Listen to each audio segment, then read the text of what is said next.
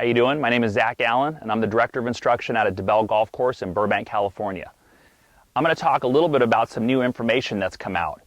A man by the name of Sasho McKenzie, a biomechanist in Texas, has done a ton of research on figuring out exactly how the shaft works in a good golf swing.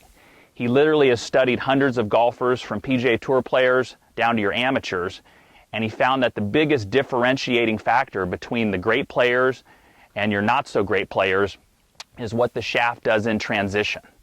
So I've got this little tennis ball on here to help illustrate that.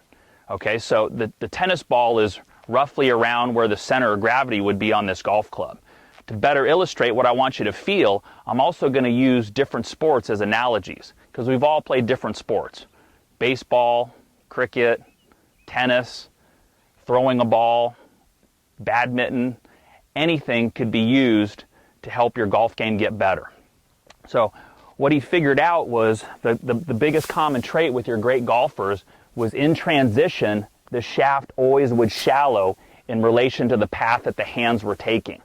So you notice here, that center of mass of the club shallowing in relation to my hand path. You look at most golfers, and obviously the most alarming thing is how many golfers are coming over the top. That's probably 80% of the golfing world, is the hand path and the center of mass are both moving out at the same time. The second thing usually happens with the better players is you get the hand path and the center of mass working down in a straight line in this fashion. That usually results at some point into some early extension and some two-way misses, both push to the right or hook to the left. But you can see in both those cases, they weren't getting the center of mass to work correctly. So take some of the other sports that you play. If you were a baseball player, you'd be standing here looking at the pitcher, and the first movement is always this way. You can see the center of mass flattening and shallowing in relation to the path of my hands. And that's brought on by how I'm rotating my body to start my downswing. If you ever went to throw a ball, you would see the arm action go back this way, out, and then back around as I start to rotate in this direction. If you ever went to throw a club, we've all done that, you would see the same action happening like this. Center of mass is above my hands in the backswing, and then it works this way in transition. So the tip I have to share with you guys today is to get your backswing in a better position to where you've got the center of mass above your hands. I see far too many swings with the club working back like this early in the backswing. It works around and flatter, and then at some point that center of mass starts to tip forward this way in the downswing. All the sports that I just referenced there, nobody ever does that, yet in this game of golf, we have so much trouble handling exactly what this thing is doing, especially in the transition area. So I'm going to have you take a look at some videos of some of these other sports first, and then I'm going to come back and share a drill that'll help all of you get better. So let's start off with tennis. Notice how this player has his right forearm in a position of internal rotation, or his right elbow is pointing out on the backswing. Racket is facing up towards the sky. That gives him the ability to get external with his right arm as he starts to rotate his body on, around, and through. Next sport here is cricket. Same thing, this gentleman is at the top of his backswing. Notice how the right arm is above the left, and the cricket bat is pointing up towards the sky. Now you'll see the right arm work underneath the left in transition as that bat shallows into the hitting area.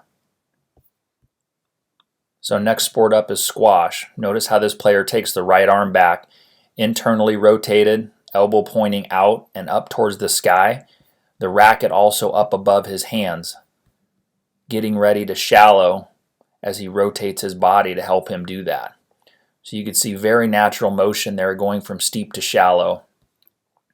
Brandon Crawford from the Giants, shortstop. Check out how his right arm, as he goes to wind it back, points more towards third base, and the elbow works up towards his shoulder.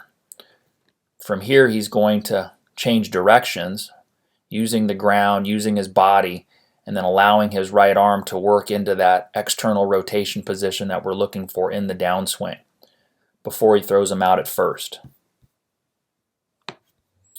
So here we have a minor league pitcher. Notice how his right palm is facing down towards the ground. His right elbow is pointing up towards the sky. As he goes to change directions, you're going to see that right arm really get into him. And this is all brought out by the rotation of his chest and his torso. So by the time he gets to the release position, you can see how externally rotated that right arm is.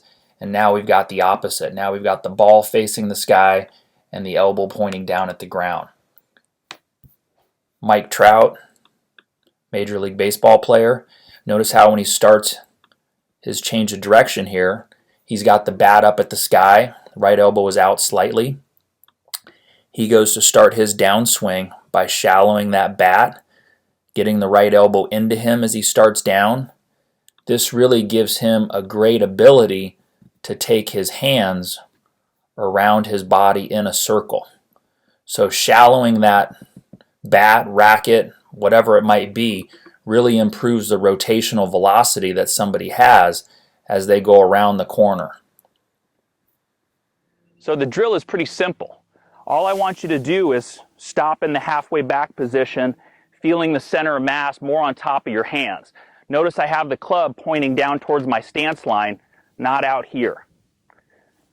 So you're going to get the club halfway back and stop, and from here start to rehearse that transition move of the center of mass, right? Shallowing in relation to the path of the hands. The path of my hands are working out, and that center of mass is laying down. Once you've rehearsed that a few times, go ahead and try and hit one. Halfway back and stop. Shallow the club, coming down. So if you like those tips, please feel free to subscribe to my channel here down below. But also, I'd like all of you to follow me on Instagram. I'm posting daily tips there all the time.